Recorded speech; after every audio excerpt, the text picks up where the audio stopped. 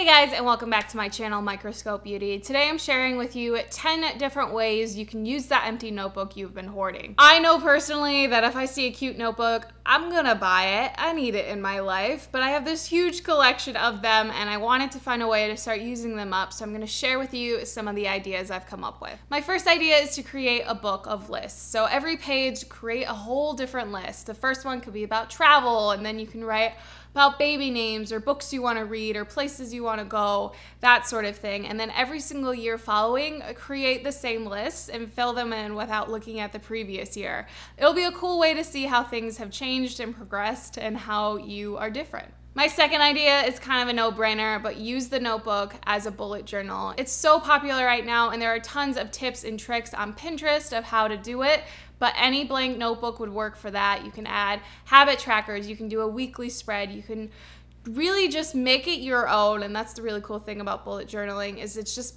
an empty blank slate that you can create something that works just for you. So if you've been wondering if you wanted to give it a shot, just grab one of those empty notebooks, I'm sure you have, and try bullet journaling. My fourth idea is to start working on that big dream you have. Everyone has that big dream that they just keep saying, well, maybe one day I'll get to it. Use one of those empty notebooks and start on it now. One of my big dreams is to possibly open up a brick and mortar stationery store. So I've created a whole separate notebook where I just add in photos of inspiration, things I might want to do, so that when the time comes and we're financially ready and the pieces just kind of fall into place, I have this book of all of my ideas over the past couple of years and I can get started right away. My fifth idea is to use it as a gratitude journal. I mentioned this idea in my 10 unique ways to use an Erin Condren, but if you want to have an actual separate journal, you can easily do that and write a couple of lines each day about something you're grateful for. Having that part of your day will really make a huge difference into adding more positivity and more gratitude into your life. It'll become kind of like second nature to look at the positive rather than the negative. My sixth idea is to use it as a travel scrapbook. Section a part of it off to write journal entries about what you did or even just lists of all the places you went. Add in pamphlets and art museum ticket stubs, everything that you tend to collect during travel but you don't know what to do with. Kind of paste it into a small notebook so that you can look back on all of the things that you did. My seventh idea is something I used to do as a kid and I completely loved it, and I thought it'd be a really cool way to make use of a notebook. Write letters to your friend or to a significant other if you're in a long distance relationship. So just grab a notebook, write a letter on the first couple of pages and mail that notebook to them.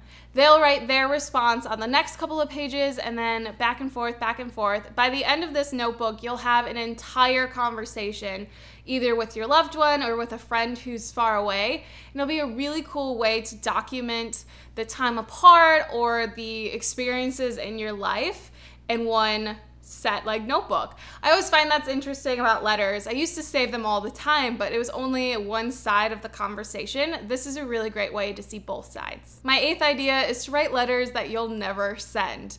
Sometimes things just bug me, and there's people or situations that just make me really upset, and I have so many feelings and emotions and I just don't know what to do with them. So I write a letter to that person. It can be the meanest thing you've ever said, but just to get that stuff down makes you feel so much better. And I highly recommend keeping this journal in a hidden, safe place and getting rid of it immediately after you're done with it, but it'll be so much better. You'll feel so much better writing all those things down so you can handle the situation in a much more level-headed way. Plus, I think it'd be really entertaining to read all of those letters like a year later and see just how angry you were and how everything seems fine now. Things always get better over time, and I think not putting all that negativity out in the world but being able to like put it in a place so it's not stuck within you is a really helpful thing. My ninth idea is to use that really cute notebook I know you've been hoarding for your daily to-do list. That way you get to carry it around with you, you get to enjoy how cute it is, but actually get to use it. Plus, writing down everything you need to do in a day is super helpful in making sure you don't forget things. And my 10th and final idea of how to use an empty notebook is to write letters to the future. Write letters to future you, your significant other, or to your children. Write about where you want to see yourself in 5 years, what you hope your life looks like. So when that time actually rolls around, you can look back on this kind of like time capsule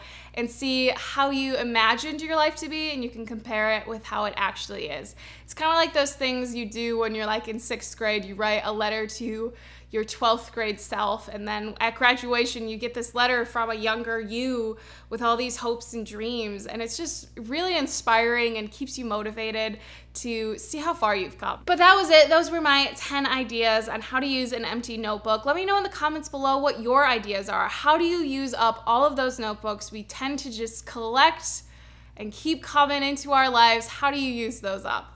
As always, thank you guys so much for watching. Don't forget to give this video a thumbs up if you enjoyed it, and to subscribe to see more videos from me every single week. And I'll see you guys in my next one. Bye.